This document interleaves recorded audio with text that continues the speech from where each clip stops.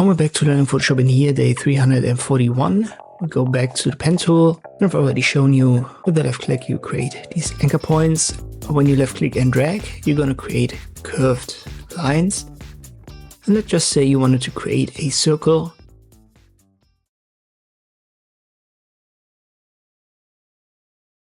You can see a very bad attempt.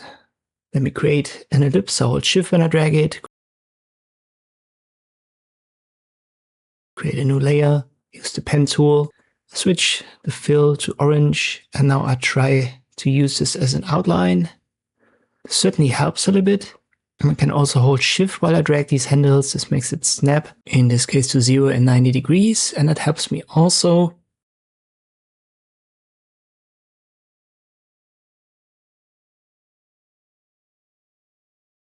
But still, we're not perfect.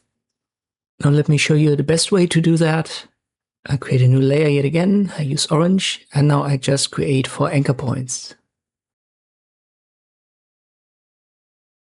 I simply left click like it didn't have a curve. I close my shape. And now instead of messing around with the pen tool, I use this toolbox and I use the Curvature Pen Tool. I hover over the center lines and then I can left click drag, and this turns straight lines into curved lines. And I can position that very much in detail. You can also left click on the anchor points and reposition them. And you can see that this has actually given me the best results. So it's a feature of the pen tool that you can create these curves, but it's way easier to simply use the Curvature Pen Tool for it.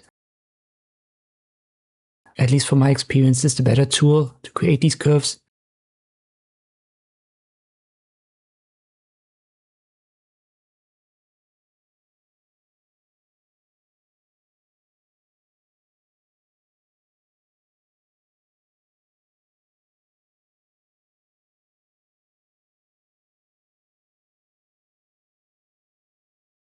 You can also directly create curves. So use the Curvature Pen Tool with the left click, and then you can still reposition the nodes. You can adjust the curves. So this is still possible. My usual process is to use the pen tool like I've shown you. Create this basic outline with straight lines and then use the Curvature tool. Hover over the lines, left click drag. And this is how I usually do it. To get some practice, try to create a circle yourself and then use also this Curvature Pen Tool. And then try to use both together like I did here, and then use the method that works best for you. I hope this video was helpful, thank you for watching, and I'll see you next time.